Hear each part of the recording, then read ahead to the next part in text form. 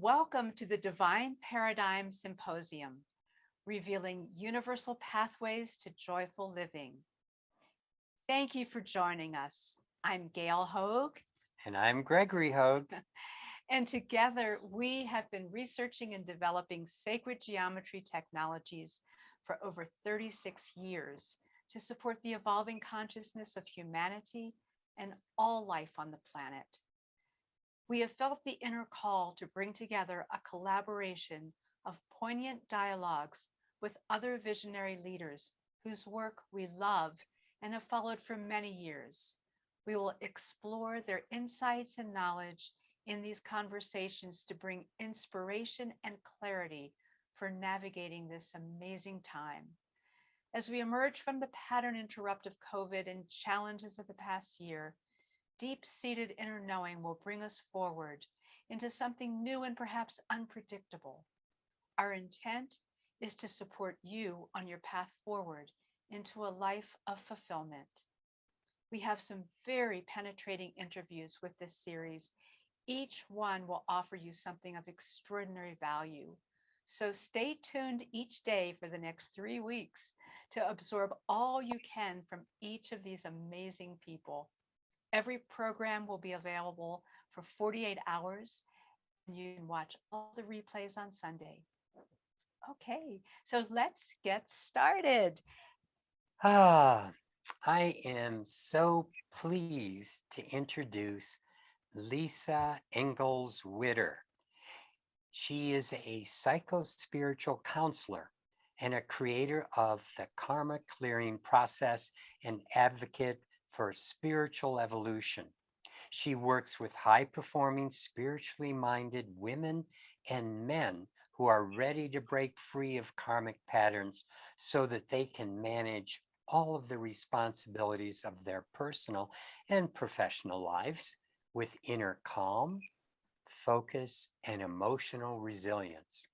Her karma clearing process draws from time-proven principles and practices of yoga wisdom, traditions, and meditation that take her clients to the next level of their personal and spiritual evolution. She has been privileged to work side by side with some of today's leading thinkers and visionaries in spiritual evolution, most notably the late Barbara Marx Hubbard. And that, of course, brings a very warmth to my heart, a very deep warmth, because Barbara lived with Gail and I for years. And it's really exciting to have connected with Lisa later on and realize that universe just, talk about karma, mixes us in such amazing ways to make sure that we connect with the people we're supposed to be connecting to. And Lisa is one of those people. Thank So you. you're we're so happy to have you here with us. And we want to take this opportunity to dive deeply with you and hear what's really coming forward for you now. We've been through this past year and a half or so, and it's still ongoing in some ways. That's shifted our lives and shifted the way that we do our work, we have our relationships, the way we interact with others, and it's taken the whole world into a stop. And we would love to hear from you, Lisa, how this time has been, what you've experienced, what you felt, what's been revealed to you, what your challenges have been, and and what are the gifts? What are some of the extraordinary gifts that are coming out of this time for you? Yeah, well, thank you. First of all, thank you for having me here and part of this symposium. I think the work that the two of you have been doing for over 3 decades is phenomenal. And yes, we have Barbara Marx Hubbard in common. And even previous to myself working with Barbara, I had invested in your sacred geometry technology, and even on my website, you'll see my photo. I'm wearing some of your jewelry. So I just love the work that you're doing. So feel very honored to be here and part of this. So thank you. And yeah, so this past year has been an amazing year for me, actually. And the part that's been really revealing, I would say, is my own spiritual practice. And it's something that and I'm sure all of your guests do as well. I have a very, very strong spiritual practice. And this year, especially 2020, really was where the rubber hit the road.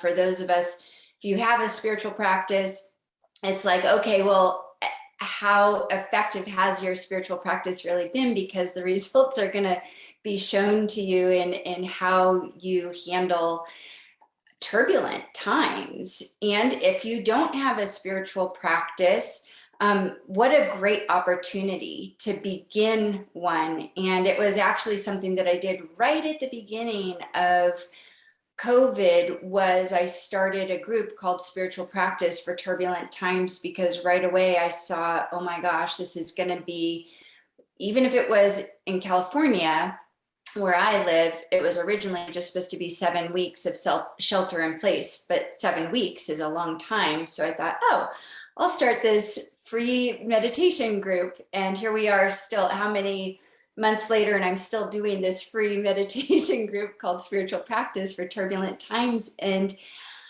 it's really been an opportunity for us, as I believe, that the most important thing that we can be doing during turbulent times is deepening our spiritual practice, because it is the one thing that brings us to center, to inner peace and calm and connection with the divine, which is what we need in order to have in order to see clearly that our next steps forward. Yeah, boy. I love that we're starting this conversation here, because I completely agree with what you've said. And with all the tools that we have here and we've been using, what I have also noticed this past year and a half is how I am anchored into my meditation time every morning. And it is so important. And there are times I wake up in the middle of the night and it's just time for meditation and healing. It's just very, very important. Like, we're being called upon to anchor energies, hold this vibration, and do it from the inside out, from, not just doing it as, speakers or leaders or whatever, but as individuals. It's like we are going through all of this too. Absolutely. And part of the work that I do, and when I'm working with people around their spiritual practice, this past year has really made clear to me that I always say what we're experiencing right now is a Mount Everest of consequences at the collective level, from, climate change, this huge existential crisis that we're going through, to a global pandemic, which we're still in at the time of this recording, to civil and social unrest, which we live, it's happening all over the world, but certainly in the United States, we've experienced this quite a bit in the last year or so. And so the fact that we're going through this, like I said, this Mount Everest of consequences, all of these results are karma. Karma simply means action.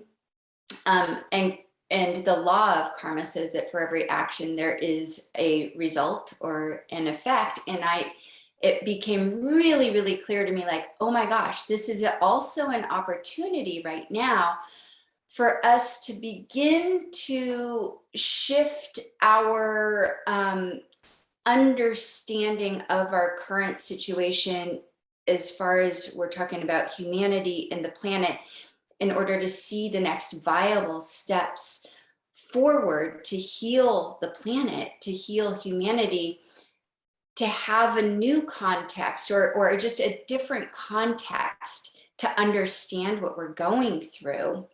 And karma is just one of many different contexts, but it happens to be the context that I'm interested in, and that my spiritual practice really works towards clearing. I'd say karma clearing is something that I'm interested in. So we're going through a lot. And so there's obviously something on a collective level that we're learning, because I mean, that's a lot of what karma is about learning and taking it in such a way that we can start to transform. So what do you think some of the basic tenets of what we're learning from all of this, and the opportunity for the next step beyond that? Yeah, it's a really great question. What are we learning? And when it comes to karma, we can talk about karma at the level of the individual, what us, our individual karma. We can talk about collective karma, group karma. So the opportunities for learning are happening on many different levels for all of us all of the time. And the what we're learning, I think, is an individual inquiry. This is part of the spiritual practice, is deep inquiry into what are the lessons that I'm here to learn. Because you're absolutely correct that karma, the purpose of karma isn't, number one, isn't our destiny, and it's not a prison sentence.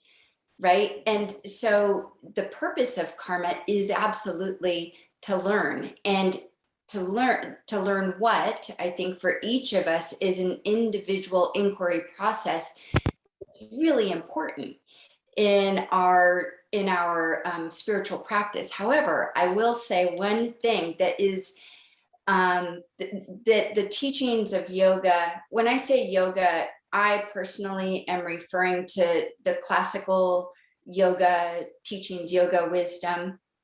We could talk about Buddhism or Hinduism. Yoga sort of is its own category here. I just want to make that distinction.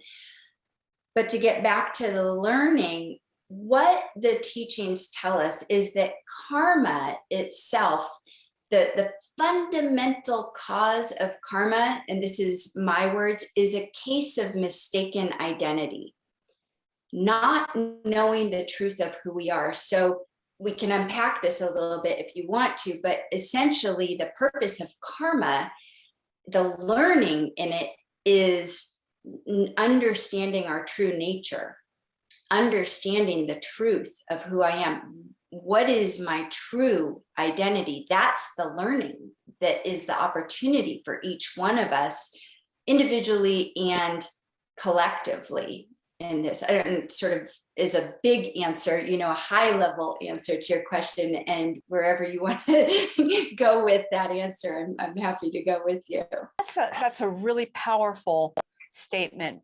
And in a world where we tend to spend so much of our awareness doing the mundane things, all the external things in the world, as opposed to taking that time for the reflection, for the intuition, for the feminine side of ourselves, the allowing rather than the pushing, all of those aspects.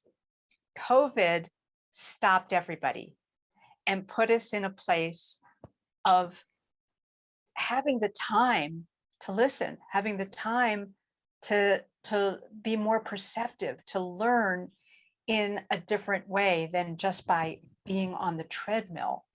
So how do you see that in relationship to karma through that lens of karma?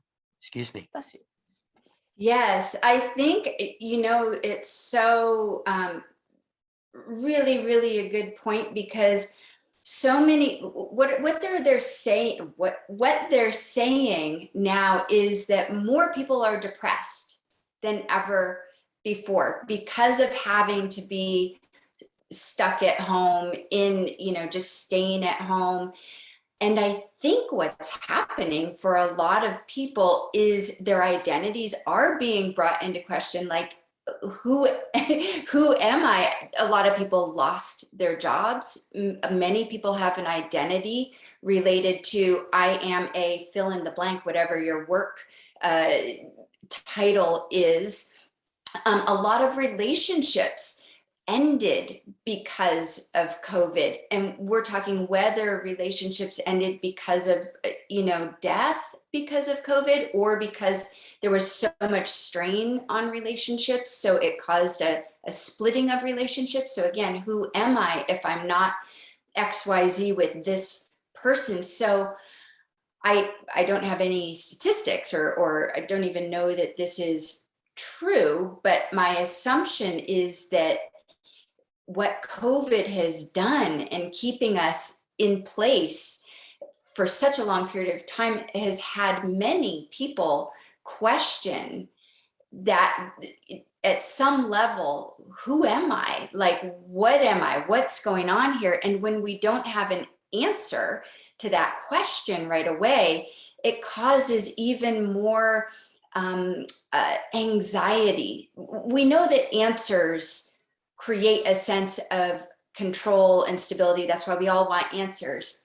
But what COVID has brought us the opportunity is to be in the unknowing, to be in the question, which is where I think that we need to go right now at this point in time to move forward, to heal our planet, to heal our planet, to heal humanity, is to be in the question, to be in inquiry, and not just any question, but like really good questions. It's what's going to move us forward. For you, what was one of the bigger aha moments of last year? Something you discovered because of COVID, perhaps? So maybe one of the gifts of COVID for you personally. Oh my gosh. I myself had a lot of time, just like everybody did, to sit and be in the practice of what's going on here. And for me, COVID was very deep and personal. So it wasn't so much of what was happening in the world and big ahas in the world, but for me, COVID allowed me the opportunity to see where I was in a place of powerlessness in my life as a reflection of the powerlessness that was happening out in the world.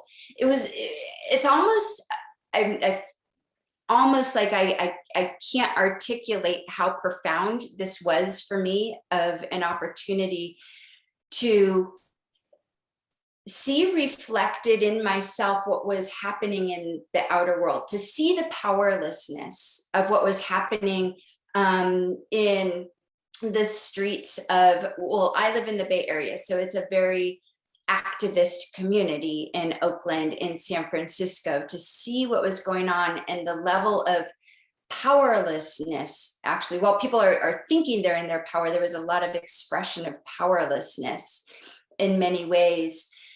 And that triggered within me areas where I still had some degree of powerlessness in relationship with others in my life, particularly with some family members. That's where it always tends to happen. It's a good one. Yes. So for me, yes, that was some of the one massive gift in these times was to see where it was that I was still in a state of power loss and Yeah. knowing, yeah. Tell us a little bit more. So, how did you work with that when you became aware of that level, that depth of powerlessness, which is hard for all of us to face because, Mm. we all want to have some level of control in our lives. How did you deal with it? What came forth for you? Yeah. So two things I did were my practice, my meditation practice, and my inquiry practice. Those two just seem to they do go hand in hand. One of the biggest things that I changed over the course of the past year for myself was to start to question the beliefs that I had about who I was. Not from the question of who am I, but how I was showing up in my life, and begin to do this process. So I'm going to just take you, if it's okay, I'll take you back for a moment. My whole life as a coach and a personal development, working with people through personal and spiritual development, has been all about questioning beliefs and looking at negative beliefs and changing them to positive beliefs. And I discovered during the last year that there was a little tweak that I needed to make in that to begin to reclaim my power. And that was not to change from my negative beliefs about my power, or whatever it was, to positive beliefs, but to begin to unbelieve any story that I have. And unbelieving is different than shifting from negative to positive thoughts. This was a huge thing for me, and it's so subtle. It's so subtle. When I started to experience my thoughts as tools, not truths, and then the inquiry for me became, well, which of these thoughts as tools are the tools that are going to be most beneficial, not only to me, but to how I show up in the world and to humanity. Does that make sense? I mean, that I could go deeper into what my process was. Please spend a little more time with that, because I think it's really powerful. And it's absolutely wonderful that something that is supposedly a problem, a crisis, has catapulted you into a higher level of knowing, a higher level of understanding and sharing. Yeah. So, so what was happening, what I began to do again was to question all of my beliefs. I'm sure that many people here are familiar with the work of Byron Katie, which is a really, really highly recommend, a great starting point. Is it true? Is that thought true? And that was where I began, but then I took it to the next level of what if I begin to have a relationship, a different way of relating to my thoughts, and begin to experience my thoughts as tools, not truths. It's a tool that I can use. And then to realize, this is what was part of my process, was like, oh my gosh, a lot of these tools aren't very useful. They're not really helping me. They're just mental constructs, and even more stories because of sociocultural conditioning that I have, all of these types of things. So I began to ask myself, which of these tools, if I'm calling a thought a tool now, which of these tools will help me contribute to the flourishing of myself and the flourishing of humanity? Very nice. Wow. Beautiful question. Beautiful. Powerful. And what came forward for you? Well, this is a great question. And so what came forward for me is a deeper digging into, now we get to the more access, the the question that's been asked for forever, which is, what is the true nature of who I am? What is my true nature? It might be also asked as who am I? And I've been in this world, I feel like, forever, right? This is all I've ever done is to work at the level of human potential and social potential ever since I could work. That's what I've been doing and what I've been interested in, the spiritual evolution, social evolution. And so it's really, I realized that I'm calling myself out here. I was giving lip service at certain times, like, I know who I am. I'm one with the divine. Of course I am. I know who I am. I'm spirit. I am one. We are one. And I realized I was fooling myself. I realized that I knew that as a concept, but not as an experience on a regular basis. So being grounded in an experience. So the answer to that question, what is my true nature, can't be expressed in words. This is what I realized for myself. Oh my gosh, I can't express who I am in words. It has to be a felt experience, which is precognitive. It's pre-discursive, right? Mm-hmm. Mm-hmm. And as I was working with my clients, that was also, of course, everything that we do on ourselves and our own paths, we start to work with as well with our clients. And that was sort of a huge breakthrough, I should say, in the work that I was doing, was that big shift there. Beautiful. Yeah. So Work. this is, last year was powerfully transformative. And sometimes it's reflective on the potential for all of humanity. So where can we take this into the future in helping other people? Well, first and foremost, I really think that, again, we have to ask ourselves better questions. Not right now might not be the time to be looking for answers, but to dive deeper into really good questions that can help us see new possibilities forward.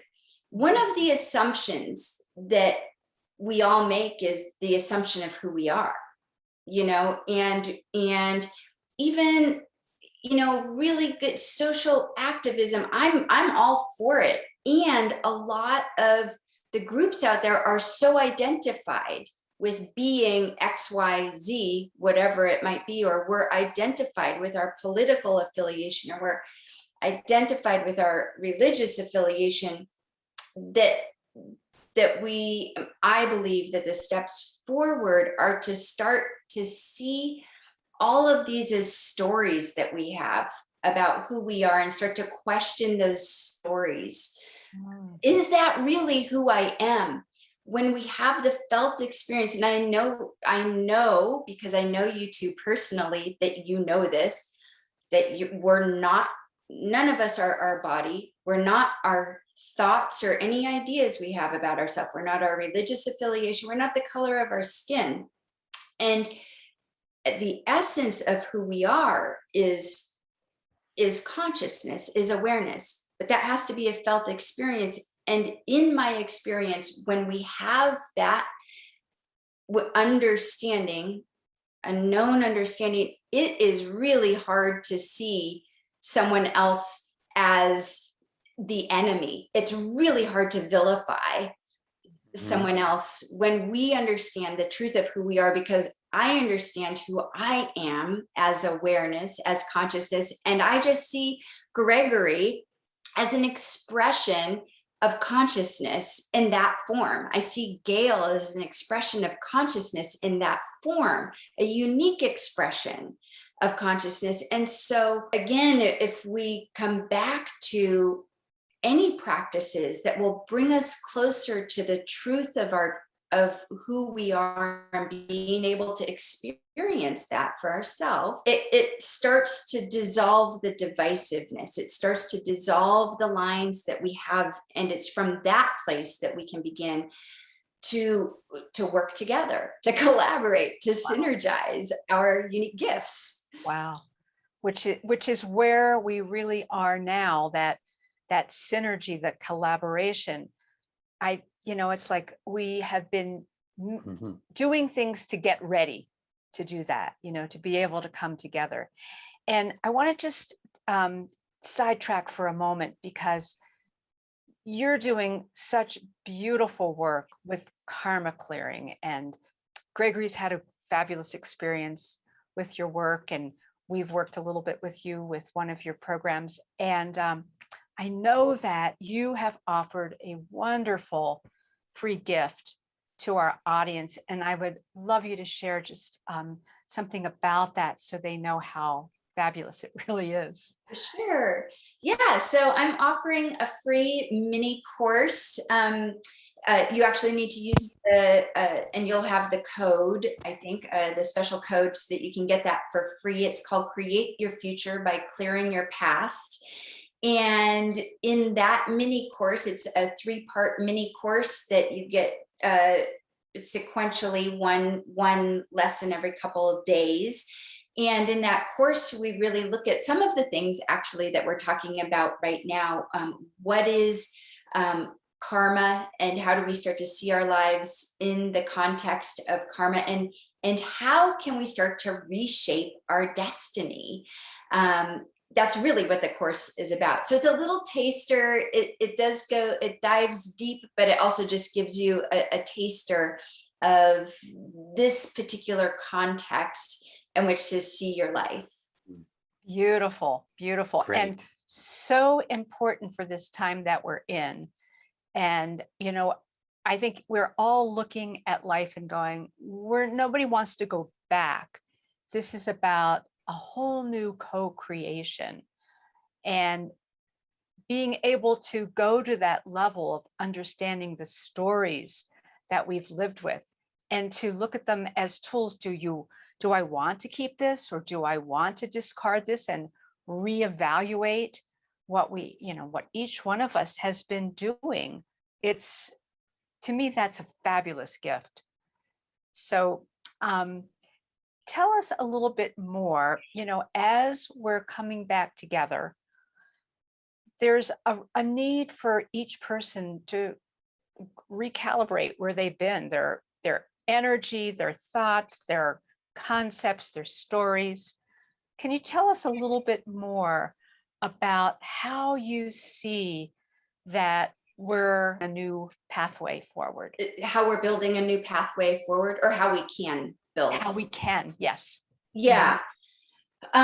Yes, I can tell you. So again, if we sort of continue from where this conversation has been going, and we look at, if we go and we look at everything in this context of karma, and recognize, as I've mentioned before, that karma and the results that we're experiencing right now are fundamentally caused by a misconception of who we are. So if we take a moment and explore what that means, well, a misconception of who you are means that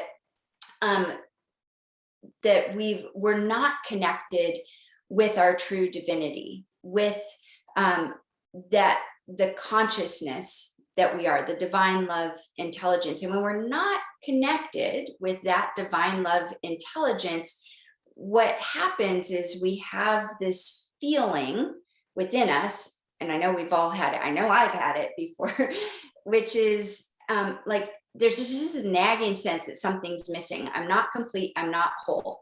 And that nagging feeling that something is missing leads to desire, not desire like a heart's desire, but it leads to a desire to fill that void, to feel whole and complete again.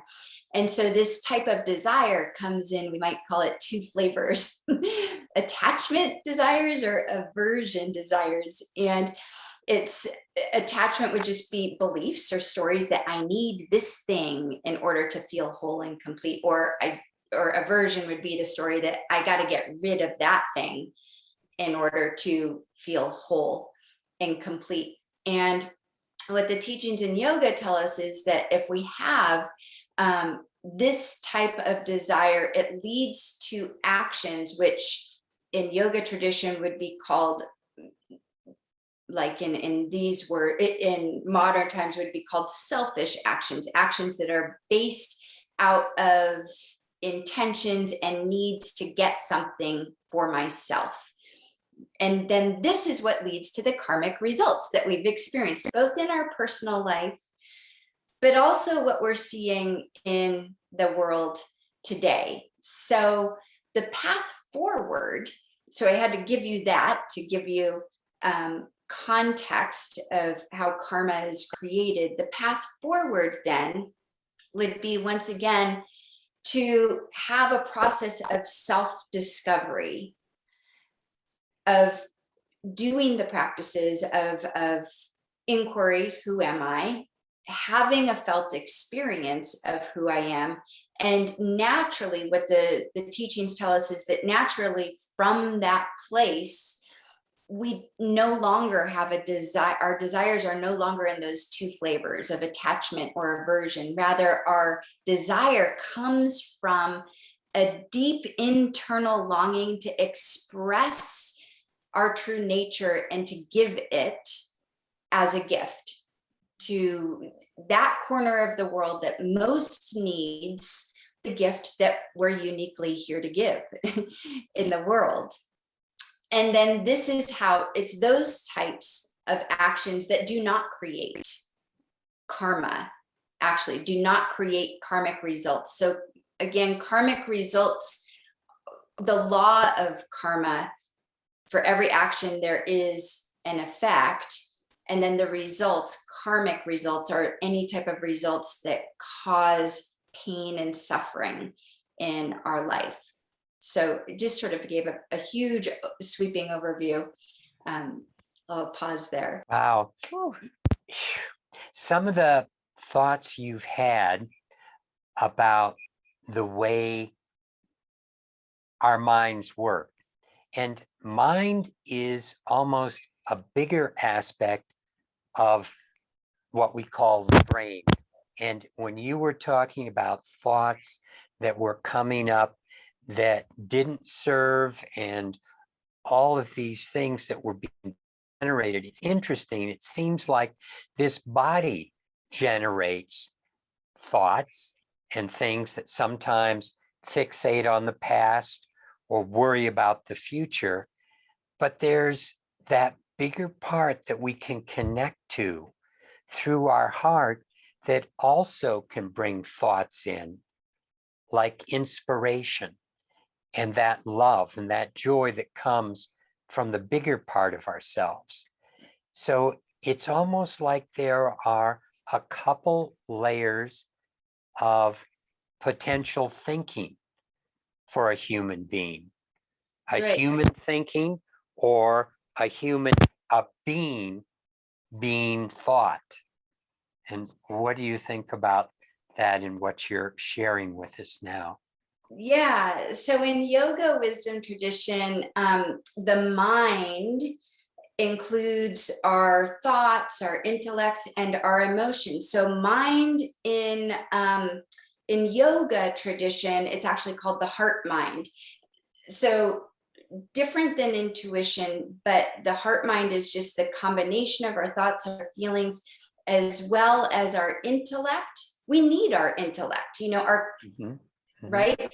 And then there's something else, and that is our intuition, or in yoga tradition, it's called pratibha. And excuse my Sanskrit, I don't speak well Sanskrit, but that's the word, pratibha. And it simply means our intuition And intuition is very different than it comes in the form of thoughts, just like you're saying. But the key, the distinction, how you know, the litmus test, is this coming from my mind thoughts or from my, you're calling it heart, but in yoga it's intuition, but we're saying the same thing. How do I know? Excuse me, I just wanted to say what we believe is it comes through the heart, not from the heart. Yes. But higher self enters the brain, the body, everything. This is the portal, the doorway. Right.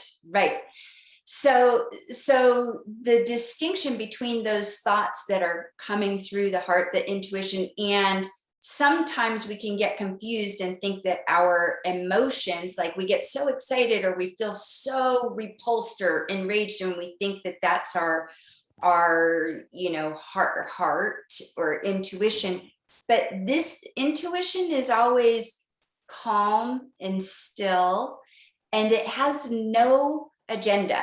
Like it has no agenda, and sometimes it goes against what you might actually want to do in the moment. Like it might be telling you, no, you got to wait on this and sit this one out, or it might be telling you, no, you have to move forward in a calm, still way that's uncharged. Like there's no charge around it, there's no agenda around it.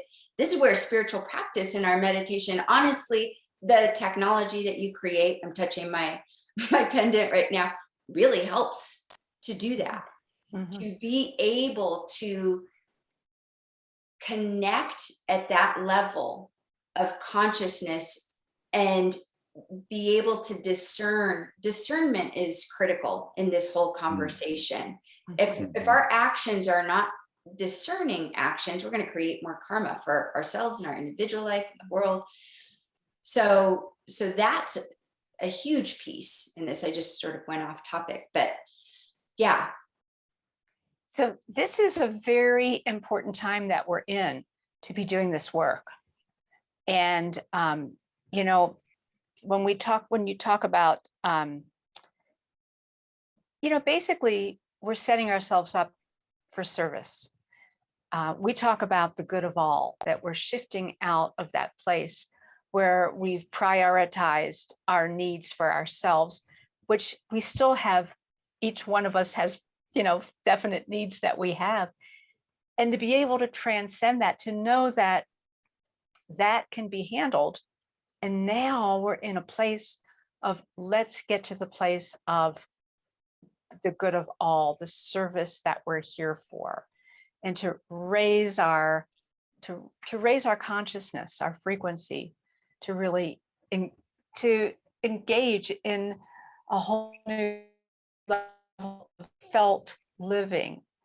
And so I want to ask you about the karma clearing. I know you do a 7-day karma clearing project, and it would seem to me that that's a pretty amazing opportunity to reconstruct a lot of those kinds of tools and thoughts and whatnot. So can you tell us a little bit about that? Because I know that that's something that you're also offering to our audience.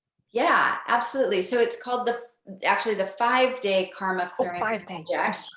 And we focus on what I believe is the starting point, the most important point, karma and relationships, because our karma and our karmic pattern happens because of our actions, interactions, and reactions in relationship to those that we're in relationship with. So that's the beginning point, really, is we've all heard this saying, I think, of, others are just a reflection, a mirror for ourselves, which is so true. And so what's beautiful about our relationships is they show us our karmic patterns. So we can begin to first identify our karmic patterns by looking at our relationships, and that's part of the karma clearing project, is looking at our relationships, specifically our birth family, seeing and identifying the specific karmic patterns that we came into this lifetime with, to work through, to gain knowledge through, and then we begin to untangle those karmic patterns. And two of the things that we look at in the karma clearing project that are very, very important, one we already touched on a little bit, which is power.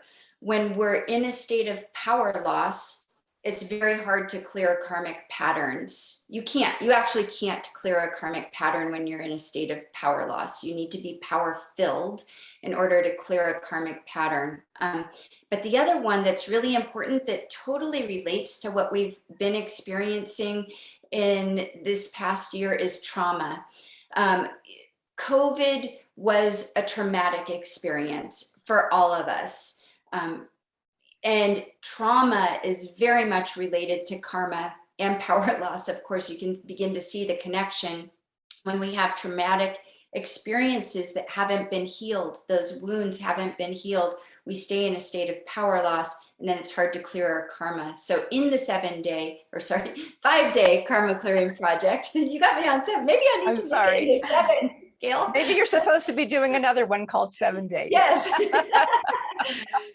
So in this karma clearing project, those are the elements that we look at. We look at our relationships, particularly with our birth family. We look at where we are in our power loss, trauma, and then we put all of that together to look at a path forward for karma clearing. Wonderful, wonderful. And by the way, there's a page that is going to give you links to the different gifts that Lisa is offering. So make sure that you go back to the page and take advantage of it, because they're awesome. So now I want to go back, because I'm fascinated with what you were talking about you can't make these changes when you're feeling powerless. You've really got my curiosity on this. Can you explain more of that? Because I feel like we're moving into something where we're having a different relationship with power than what we've been experiencing for a long time, particularly this power over model and domination and things that, really are on their way out. So talk to us more, please, about this statement about powerlessness, and how do we move to that next level of clearing? And into our power. Yeah. That's what I was thinking. How do we become more powerful? This is how I define power. Power, being authentically power-filled, powerful, is a symptom. Power loss is a symptom, and so is power. Power is a symptom as well. And power is a symptom of I'm starting to sound like a broken record here, of knowing your true nature, of knowing the truth of who you are. When you're connected with your divinity and the truth of who you are, you can't not be in your power. You can't not be power filled. Power loss comes in two forms that we've seen in the media very blatantly over the past year plus, 4 years, however long, a long time. We've been seeing examples of power loss. So power loss comes in two forms. One is abuse of power, and the other is abdication of power.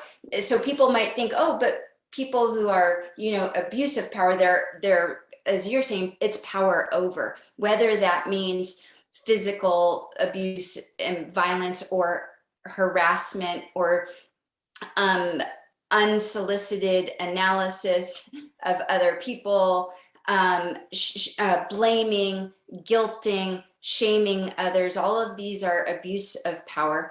And then abdication of power is power loss, is, of course, being so identified with the story of being a victim that maybe you can't speak up. You have trouble speaking up in tough situations, or having addictions is actually being in a state of power loss. So there's all of these examples, these power loss comes in these two forms. So we need to look at our lives. If we're talking about karma clearing, we need to look at where in my life am I in a state of power loss? This is a great question. We started like we need to be asking ourselves good questions. Where in my life might I be in a state of power loss? And in that category, an abdication of power or an abuse of power.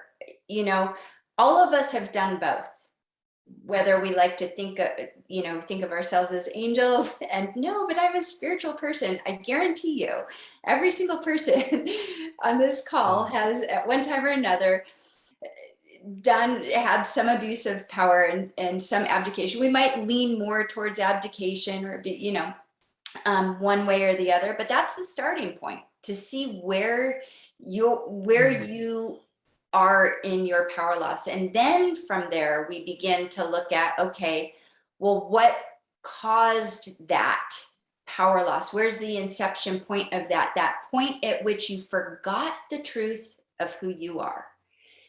And we go back and we heal that. And we did a little bit of this work, Gregory and I did, not just in this lifetime, because here's the thing about karma and putting everything into the context of karma is that inherent with the law of karma is also reincarnation, understanding that we've had many lifetimes before this lifetime and will likely, unless we're like completely enlightened by the end of this lifetime, we'll come back again and have more lifetimes. So we go back to the inception of that point of power loss. And oftentimes it's not just this lifetime. You have karmic traces of that from past lifetimes, and you're bringing pieces of it with you here. So there are certain ways and practices that we can do to begin to heal the timeline of karma going back, but also going forward. So this is a quick answer to your question. It's more complex than that, but yeah. Mm-hmm. Powerful, beautiful, powerful work. Thank you. Thank you for what you're doing and the gifts that you're offering there. It's, I think that's one of the things that I see with this pandemic, that this is a time that we're not glossing over things. This is about really dropping down into what's possible. And that, that's really the only way that we can move into transformation, is going to that depth, so that we're not lugging the same baggage to the next place that, hopefully we're moving into. So really, really important work that you're doing. Thank you. Yeah, thank you. Yeah. I especially love what you've been sharing about thoughts and really how important they are, because they're us that sometimes just run rampant and we let them go like unruly animals or something that really need to be recognized for what they are. And so I really enjoy your sharing of which thoughts are serving and which thoughts aren't, because a thought's a thought. I mean, there's nothing sacred about the thought. There's nothing even real about the thought.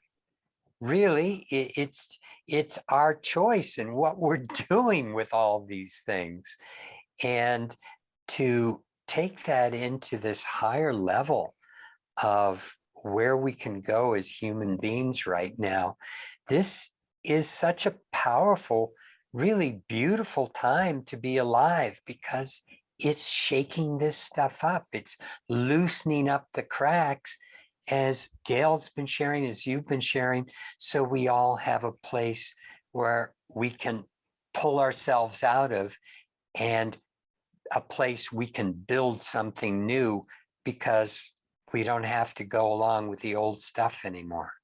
Yeah, I think the word that you used just a moment ago is so important, choice. We can choose. And this is the time we need to choose. We need to choose What will Mhm. contribute to the flourishing of myself and humanity? That's the choice to make, right?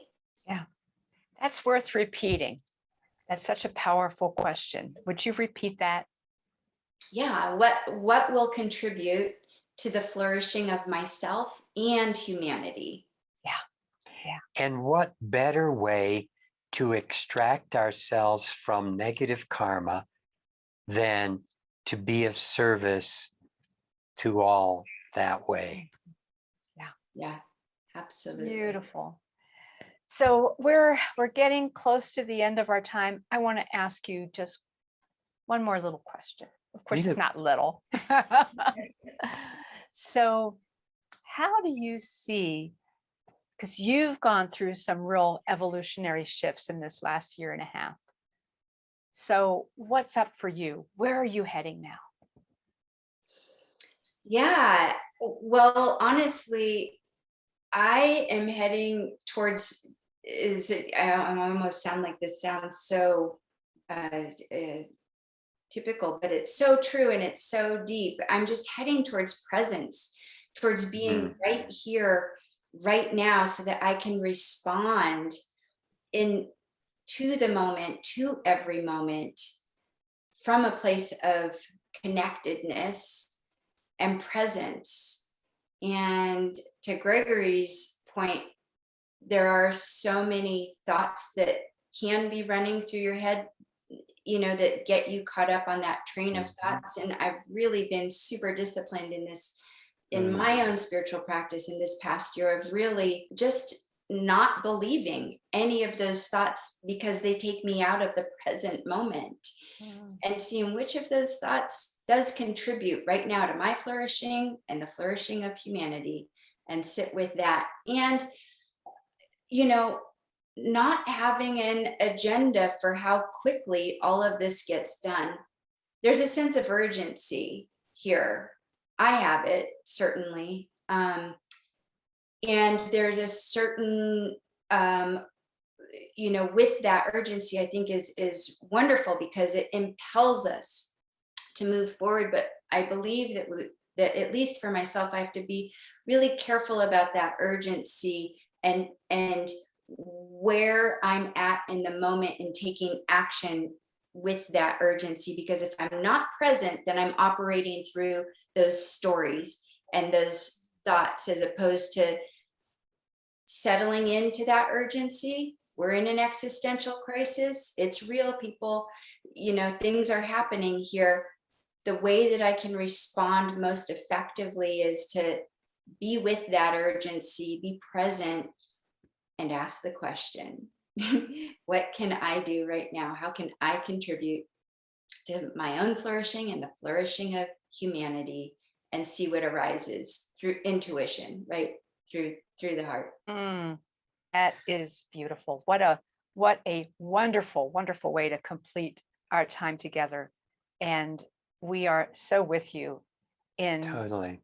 presence, that truly is, that is the healing energy, the remarkable thing that teaches us more than anything in our life experience, just being fully present every way we can, and learning more and more about what that means through our experiences. Yeah. And heartful and inspired. Mm. So, Yeah. Beautiful. ah, Lisa, thank you for thank you. playing with us. Thank you Yeah, so much. absolutely. I always love being with the two of you. We always have great conversations. Thank you. Thank you once again for inviting me. It's just been absolutely wonderful.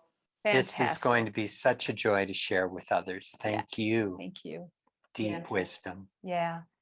And we send our blessings and love to everyone.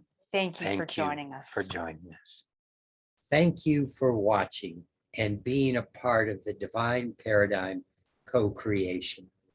The time has come for us to work together in co-creative ways, with the outcome being greater than any of us could have achieved alone. You make a difference in this important time. So thank you so much. We want to let you know tomorrow there will be another amazing conversation with one of the heartfelt thought leaders who've chosen to be a part of this symposium. Each program is available for 48 hours, and all of them can be replayed on Sundays. You'll be receiving an email in your inbox that will take you to the next conversation. So make sure you're getting our emails. Please stay with us and stay tuned. We're going to have a lot of fun with some powerful messages. The full program takes place 6 days a week, Monday through Saturday, for 3 weeks. And the full program will also be available at the end for purchase. Keep checking back to the page to enjoy our next conversation. Blessings and love.